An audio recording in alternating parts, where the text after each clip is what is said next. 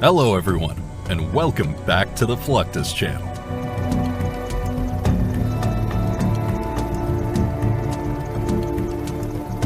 In military aviation, helicopters are used for several purposes, such as deploying an infantry unit, carrying artillery and ammunition, rescuing downed aviators, and serving as ground attack aircraft.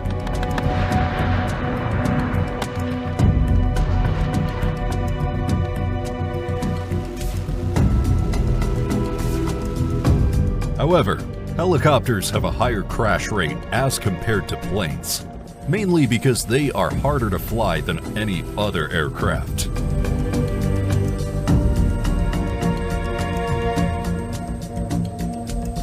A helicopter requires constant and precise input from the pilot to maintain stability and direction, especially while hovering in a low-speed situation, which is why approximately 33% of helicopter crashes are caused by pilot error.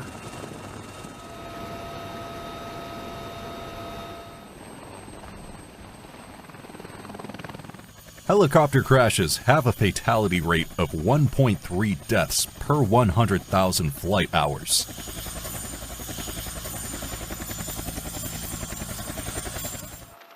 These stats are a stark reminder of the danger associated with helicopter travel.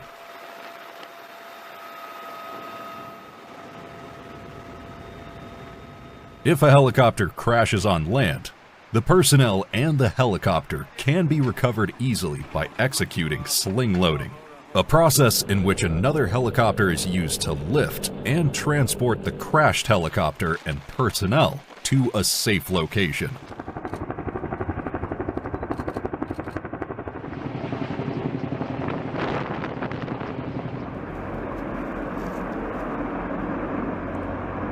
On the other hand, if a helicopter crashes into the sea, the recovery becomes very challenging.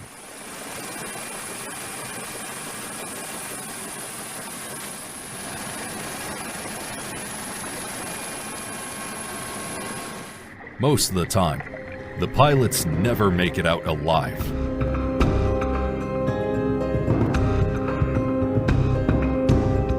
For this reason, the United States military trains its air crews and passengers to counter any challenge they might face if they ever crash a helicopter into the sea.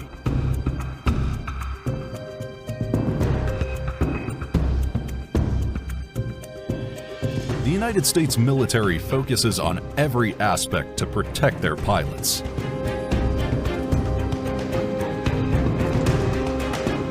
After all, these men and women often operate in extreme conditions while handling advanced technical equipment.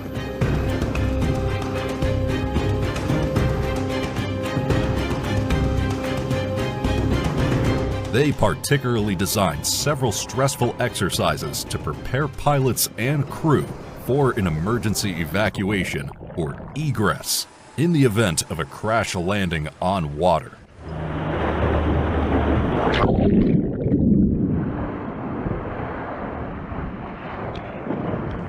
These exercises are part of the Helicopter Underwater Egress Training, or HUET.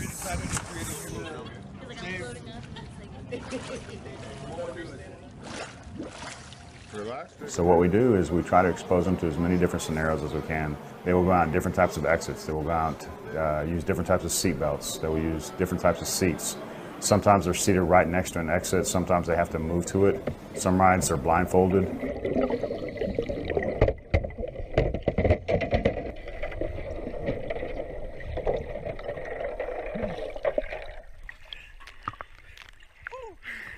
All of these exercises prepare pilots for emergencies involving water landing or ditching, and equip them with the skills required to safely escape from an aircraft that has crashed into the water.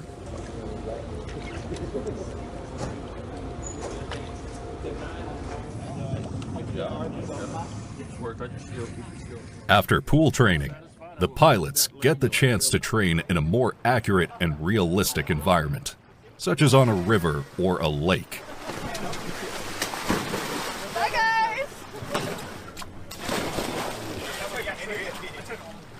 The pilots master the skill to maneuver in the water while wearing a complete flight suit.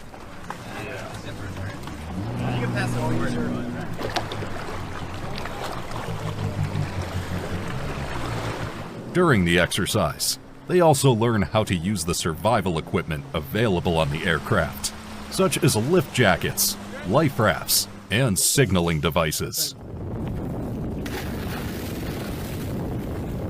That is another thing you're going to have to contend with as you're making your way underneath here. Additionally, the pilots perform post-egress procedures, like swimming away from the wreckage, providing first aid to other crew members, and signaling for rescue.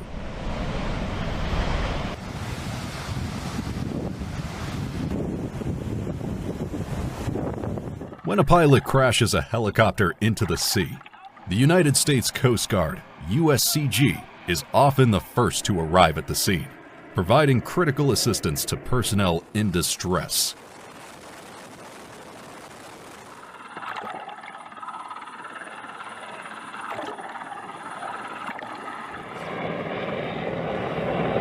The U.S. Coast Guard has strategically located search and rescue (SAR) units that provide swift response to distress calls and emergencies around the clock, 365 days a year.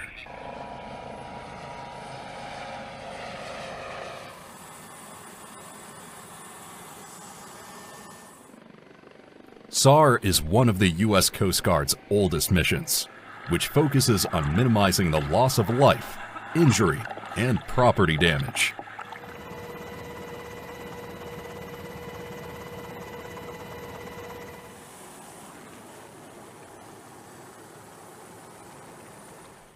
The U.S. Coast Guard conducts an exercise called Water Emergency Training, WET, which literally immerses the crew in open water.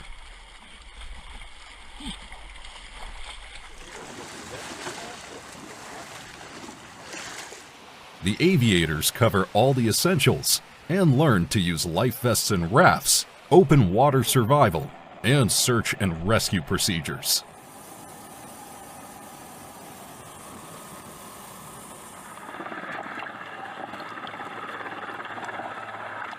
On October 16, 2013, the United States Coast Guard conducted wet drills on the Columbia River, which allowed the aircrew to review their survival equipment and learn how to use emergency flares properly.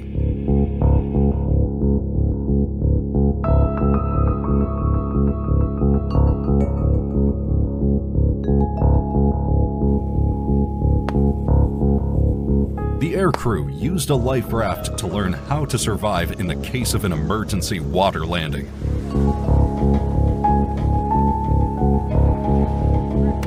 Upon reaching the shore, they fired the flare to notify the SAR unit of their location.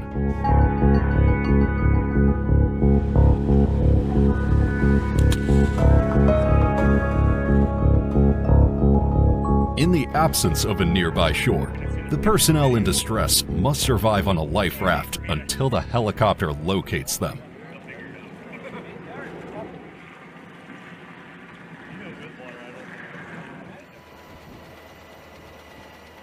Once located, the aircrew conducts hoist operations to recover the personnel and provide them with immediate medical attention.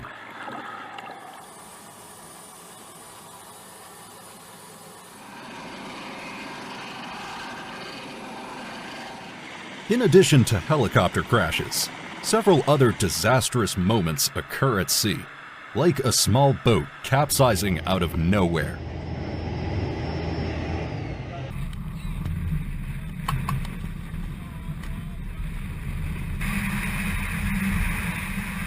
The U.S. Coast Guard conducts underwater egress training for each member if they ever find themselves in such a situation.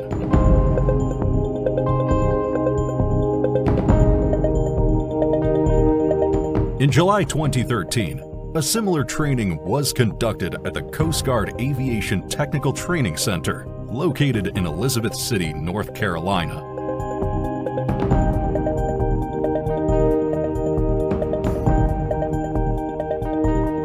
During the exercise, the crew was placed inside a small boat, which was later turned upside down inside a pool.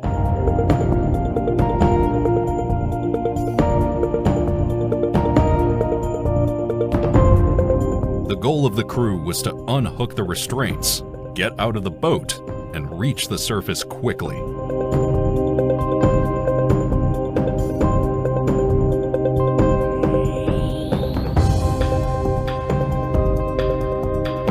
This exercise was also conducted in a harsh environment, with dim lights and artificial waves inside the pool, which allowed the crew to train for an event of a small boat capsizing during a storm.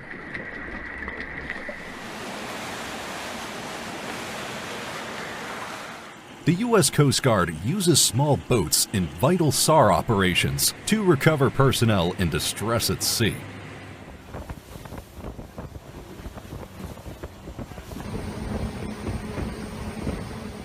For example, on September 10, 2008, a Cessna 210 Centurion plane crashed into the water due to engine failure.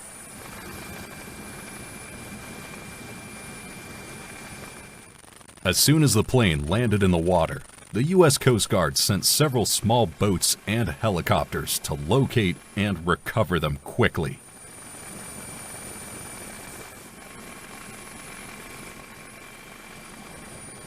Luckily, there were no casualties.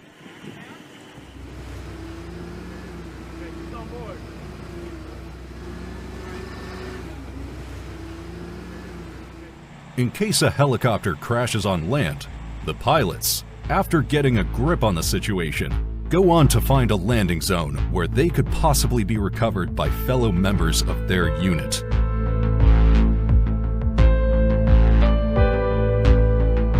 The helicopters flying overhead get the coordinates of the pilot in distress via satellite text message and recover them immediately.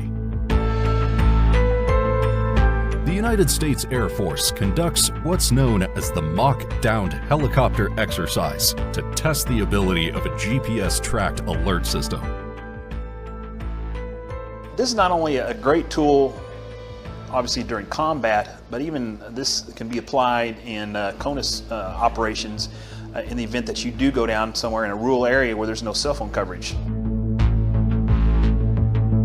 After locating the survivor, the fellow soldiers treated him as a prisoner until they verified his identity.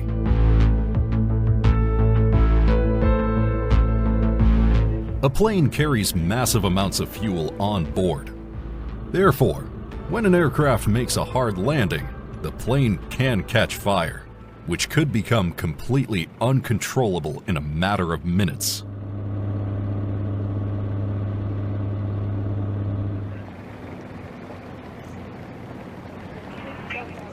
Hence, the United States has developed a separate aircraft and firefighting team that responds to and provides emergency aid to Marines during a hard landing.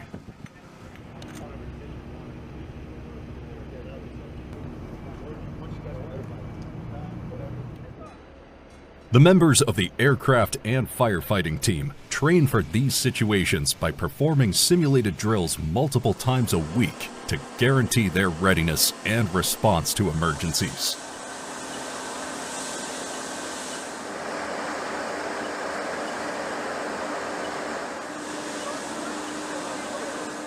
During this drill, the Marines equip hoses coming out of a fire truck and enter the aircraft.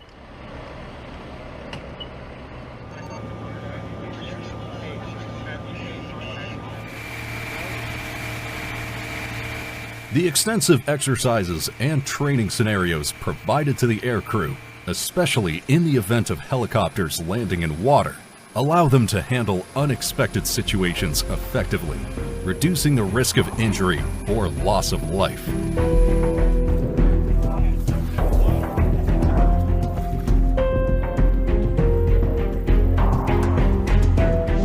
Therefore, investing time and money in comprehensive training programs is essential to safeguarding the well-being of those who serve in the skies.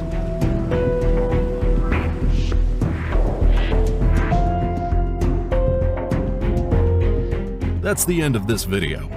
I hope you enjoyed it. Make sure to subscribe to this channel so you don't miss any of our new content. See you next time.